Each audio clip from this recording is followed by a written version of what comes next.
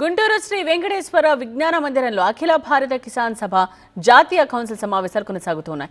ఫిబ్రవరి 1 వరకు జరిగే సదస్సులో వ్యవసాయ ఎగ్జిబిషన్, సెమినార్, సాంస్కృతిక కార్యక్రమాలు నిర్వహిస్తున్నారు. ముఖ్యంగా వికసిత్ భారత్ 2047 అనే అంశంపై చర్చ జరగనుంది. ఈ సదస్సులో మేధావులు కీలక ప్రసంగాలుంటాయి.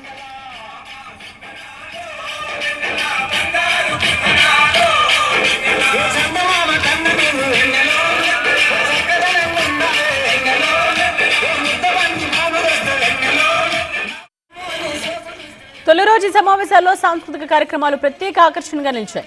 ప్రజా కళాకారుడు వంగపండు దుష్యంత్ వీటిని ప్రారంభించగా హైదరాబాద్ అభ్యుదయ ఆర్ట్స్ అకాడమీ వారు వేమన సాంఘిక నాటకాన్ని ప్రదర్శించారు.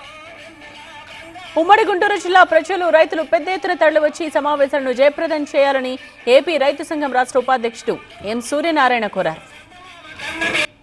ప్రపంచంలో చైనాలో అయింది, తర్వాత కేరళలో అతి దారిద్ర్యం నిర్మూలమైంది. ఆ విధంగా ఒక ప్రత్యామ్నాయ విధానాలు అక్కడ మంచి హెల్త్ ఫెసిలిటీస్ ఉన్నాయి, మంచి ఎడ్యుకేషన్ ఫెసిలిటీస్ ఉన్నాయి.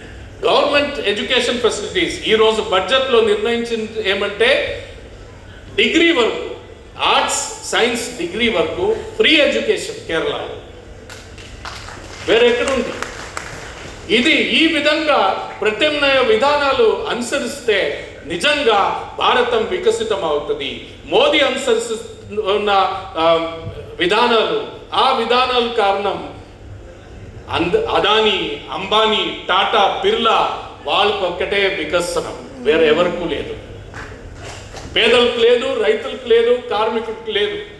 అందుకే ఒక ఐక్య పోరాటం కావాలి.